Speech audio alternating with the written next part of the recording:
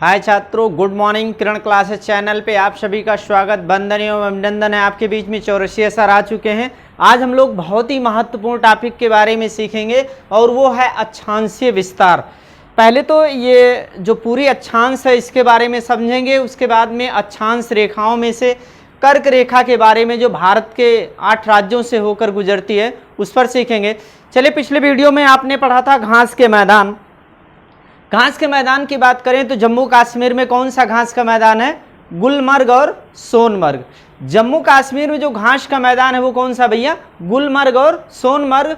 जबकि बुग्याल और प्यार कहाँ का है? उत्तराखंड का। प्रेरिच उत्तरी अमेरिका का।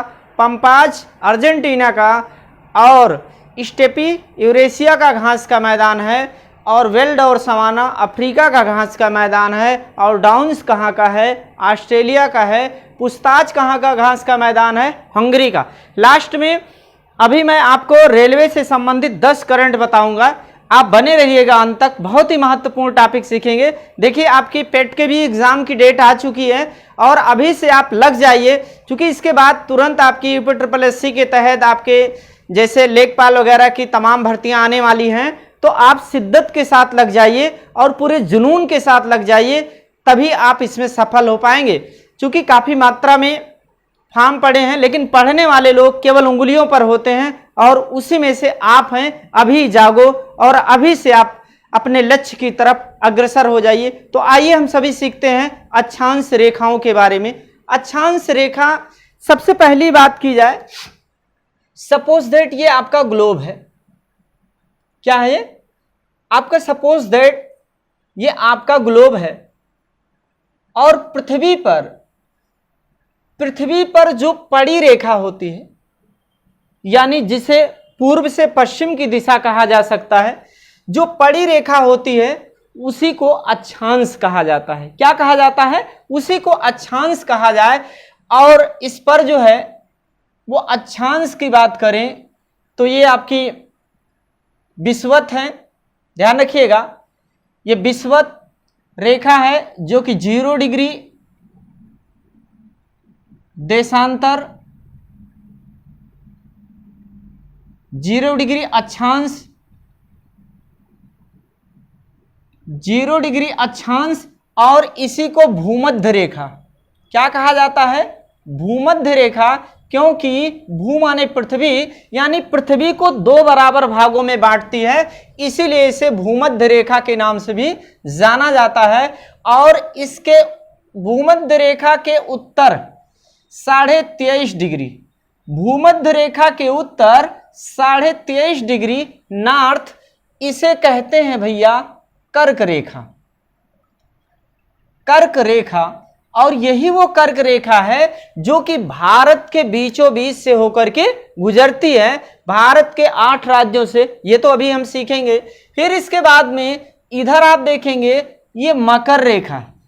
मकर रेखा भैया, इसे कहते हैं मकर रेखा। मकर रेखा की बात करें तो ये 23.5 डिग्री साउथ यानी दक्षिण को स्थित है। अब ये जो विषुवत रेखा है ना, पृथ्वी को 2 बराबर भागों में डिवाइड करती है, बांटती है। इसके उत्तर में उत्तरी गोलार्ध, इसके उत्तर में क्या है भैया? उत्तरी गोलार्ध। इसके उत्तर में उत्तरी गोलार्ध। अच्छा, उत्तरी गोलार्ध क्यों? अच्छा, एक प्रश्न बनता है कि भारत किस गोलार्ध में स्थित है? तो भारत देखेंगे हम तो उत्तरी गोलार्ध में पूरा भारत आ रहा है ना। भारत किस गोलार्ध में है? उत्तरी गोलार्ध में। तो विषुवत रेखा के उत्तर वाला उत्तरी गोलार्ध, और इसमें जो बीच बीच में जैसे 1 डिग्री हर जगह जो रेखा खींची जाए तो इसे उत्तरी अक्षांश रेखा कहा जाएगा। क्या कहा जाएगा? उत्तरी अक्षांश रेखा। उत्तरी अक्षांश रेखा इसे कहा जाएगा। और ये विषुवत रेखा के दक्षिण वाला पोर्शन, इसे हम क्या कहेंगे? दक्षिणी गोलार्ध। इसे क्या कहेंगे भैया? इसे दक्षिणी गोलार्ध कहेंगे। और जो दक्षिण में खींची गई रेखा है पूर्व से पश्चिम में, इसे हम कहेंगे दक्षिणी अक्षांश रेखा। क्या कहेंगे? इसे कहेंगे दक्षिणी अक्षांश रेखा के नाम से इसे जाना जाएगा। तो ध्यान रखिएगा, अब ये अक्षांश रेखाओं के बारे में आपने सीख लिया होगा। दूसरी चीज, एक प्रश्न बनता है कि जो विषुवत रेखा पर खींची गई रेखा है इसे भूमध्य रेखा यानी इसे विषुवतीय व्यास कहा जाता है। क्या कहा जाता है भैया? विषुवतीय व्यास। इसे विषुवतीय व्यास के नाम से जाना जाता है। और जो विषुवतीय व्यास है ये है कितना, इसे भी नोट किया जाए तो 12,756 किलोमीटर। विषुवतीय व्यास पृथ्वी का कितना है? तो 12,756 किलोमीटर ये पृथ्वी का कैसा व्यास है? विषुवतीय व्यास है। तो आइए हम सभी देखें। अच्छा, एक प्रश्न बनता है कि कुल अक्षांश रेखाओं की संख्या कितनी है? अक्षांश रेखा की संख्या ये विषुवत रेखा को छोड़ करके बात करें तो 79। अक्षांश रेखा की संख्या उत्तर में 79, ये अक्षांश रेखा की बात हो रही है। और दक्षिण में भी कितना भी है? 79। तो ये कुल अक्षांश रेखा यहां पे लिख देते हैं, कुल अक्षांश रेखाओं की संख्या 79 + 79 + 1, ये विषुवत, ये आपकी भूमध्य वाली। तो टोटल मिलाकर के कितनी हो जाएगी? 9 9 18, 1 19 और 7 7 14,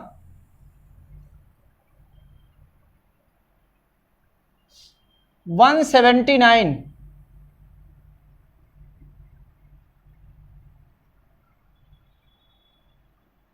179 ये आपकी हो जाएगी।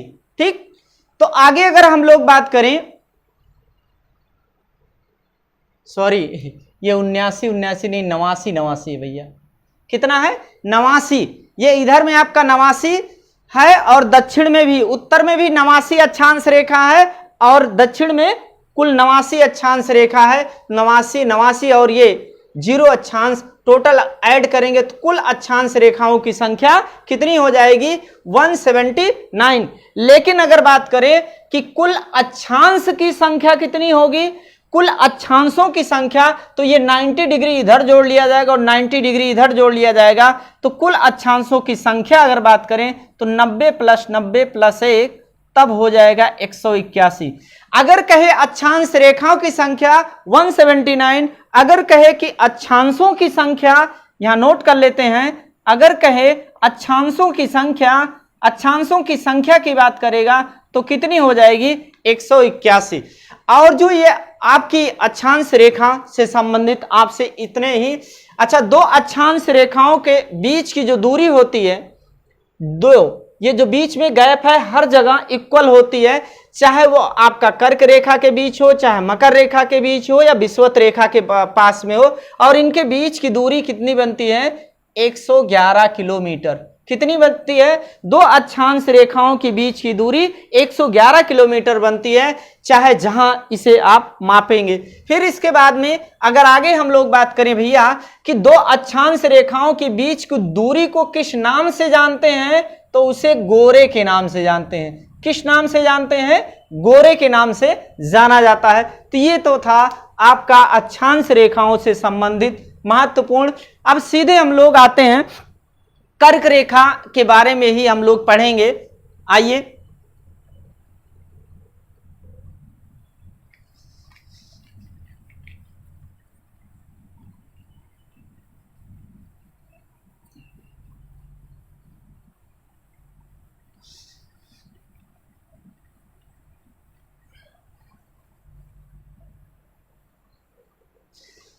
ये जो कर्क रेखा है ये भारत के 8 राज्यों से, अगर विश्व में कहें कि विश्व में कितने देशों से गुजरती है, विश्व में 18 देशों से, विश्व में 18 देशों से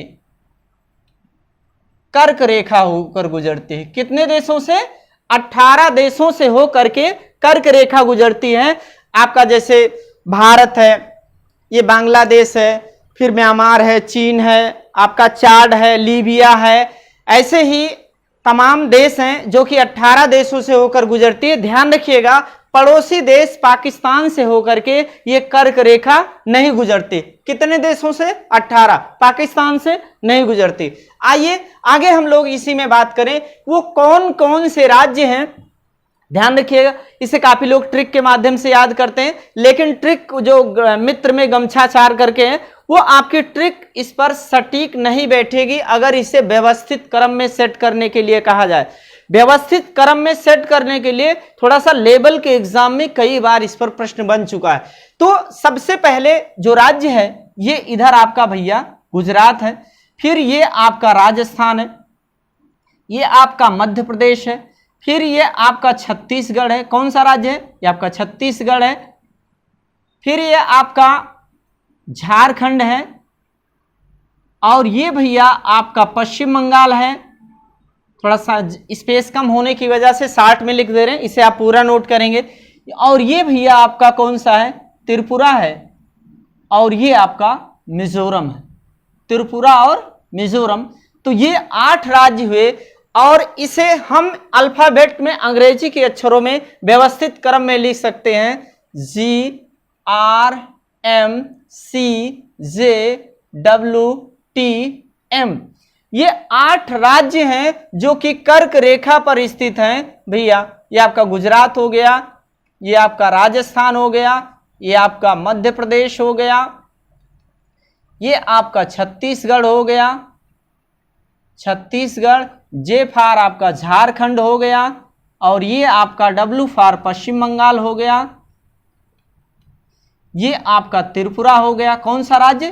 त्रिपुरा हो गया। और ये कौन सा राज्य है भैया? मिजोरम। तो ये 8 राज्य, ये व्यवस्थित क्रम में पीसीएस में भी कई बार पूछा गया है कि पूर्व से पश्चिम में ये क्रम कौन सा है। तो ये 8 राज्यों से होकर के गुजरती है। कौन सी रेखा? कर्क रेखा। कौन सी रेखा भैया? कर्क रेखा भारत के 8 राज्यों से होकर के गुजरती है। अब यहां पर अगर हम लोग बात करें कि कौन से ऐसे राजधानी से होकर गुजरती है, तो राजधानी नोट किया जाए, झारखंड की राजधानी रांची से होकर गुजरती है। झारखंड की राजधानी रांची से होकर गुजरती है। कौन सी रेखा? ये कर्क रेखा। इन 5 राज्यों में से एक राजधानी से होकर गुजरती है। और आगे एक बहुत ही महत्वपूर्ण कि कर्क रेखा को 2 बार कट करने वाली नदी कौन सी है? कर्क रेखा को, ये अभी आरओ में भी ये प्रश्न बना था कि कर्क रेखा को कौन सी नदी कट करती है, तो वो नदी है माही नदी। कौन सी नदी? माही नदी, जो कि कर्क रेखा को 2 बार कट करती है। और यही थोड़ा विश्व से लिख लीजिए, अगर कहा जाए कि मकर रेखा को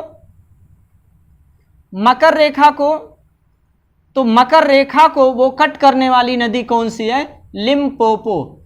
लिम्पोपो नदी, ये आपका मकर रेखा को, अगर विषुवत रेखा की बात करें भैया, तो विषुवत रेखा को कौन सी कट करती है? तो वो कट करने वाली नदी है कांगो नदी। कांगो नदी को जायरे नदी के नाम से भी जाना जाता है। तो भारत में कर्क रेखा को कट करने वाली नदी 2 बार माही नदी, और मकर रेखा को 2 बार कट करने वाली नदी कौन सी? लिम्पोपो नदी, और विषुवत रेखा को 2 बार कट करने वाली आपकी कांगो नदी।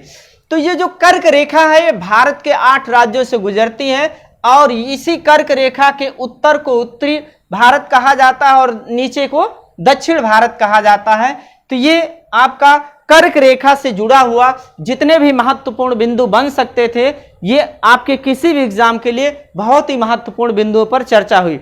हाँ, बात हुई थी रेलवे से संबंधित 4-5 करंट। तो सबसे पहले जान लिया जाए कि रेलवे की अगर बात की जाए तो भारत में कुल वर्तमान में रेलवे जोन कितने हैं, रेलवे मुख्यालय कितने हैं? तो 18 हैं। कितने रेलवे जोन हैं भैया वर्तमान भारत में? 18 रेलवे जोन है। और 18वां कौन सा बना? 18वां जो बना है वो उसका नाम है विशाखापत्तनम। क्या नाम है? विशाखापत्तनम जो है ये भारत का 18वां रेलवे जोन बना। और इसी में से एक मेट्रो का रेलवे जोन बनाया गया, वो कौन सा है? कोलकाता। कोलकाता। अगर आगे हम लोग बात करें कि विश्व में भारत का रेलवे नेटवर्क में कौन सा स्थान है, तो विश्व में अगर बात की जाए तो विश्व में जो भारत का स्थान है वो 4था है। विश्व में भारत का स्थान रेल नेटवर्क में चौथा है, जबकि अगर एशिया में बात करेंगे भैया तो एशिया में भारत का दूसरा स्थान है। अब आते हैं लेटेस्ट करंट रेलवे से जुड़ा हुआ। तो अगर हम बात करें कि भारत की पहली मानव रहित या ड्राइवरलेस ट्रेन भारत के किस राज्य में चलाई गई, तो दिल्ली में, और 28 दिसंबर 2020 को वहां पर संचालित की गई। और ये आपका जानकी पूर्वी पश्चिम से लेकर के और वहीं पर एक स्थान है 37 किलोमीटर के बीच में, दिल्ली में चलाई गई भारत की पहली ड्राइवरलेस ट्रेन। फिर इसके बाद में भारत की पहली प्राइवेट ट्रेन का जो संचालन हुआ वो हुआ लखनऊ से दिल्ली के बीच में। भारत की पहली कौन सी ट्रेन? Private train. और भारत की पहली वंदे भारत, या उसका स्टार्टिंग में जो नाम रखा गया था T18 वंदे भारत एक्सप्रेस जो चली वो किसके बीच चली भैया? वो वाराणसी से दिल्ली के बीच। और भारत की दूसरी वंदे भारत ट्रेन किसके बीच? दिल्ली से कटरा के बीच, यानी जम्मू कश्मीर के बीच चली। और भारत की सबसे महत्वपूर्ण प्रश्न, भारत का पहली किसान रेल किसके बीच में चली? तो वो चली देवलाली से दानापुर। देवलाली से, नोट कर लिया जाए, भारत की प्रथम किसान रेल जो चली भैया, किसान रेल चली देवलाली से दानापुर। और देवलाली है कहां? तो देवलाली महाराष्ट्र में है और दानापुर बिहार में। तो देखिए इसे आप अधिक से अधिक मात्रा में शेयर करें, लाइक करें, सब्सक्राइब करें। और आप किसी भी एग्जाम की प्रिपरेशन करते हो, अब जीएस और करंट को सबसे बेहतर है, आप कहीं भी पढ़ते हो, किसी भी प्लेटफॉर्म पे पढ़ते हो, लेकिन इसे आप पढ़ने के बाद एक बार एग्जाम तो दीजिए, उसके बाद आप तय करेंगे कि कहां पर कैसा और किस प्रकार का मैटर प्रोवाइड किया जा रहा है। ओके, धन्यवाद, जय हिंद।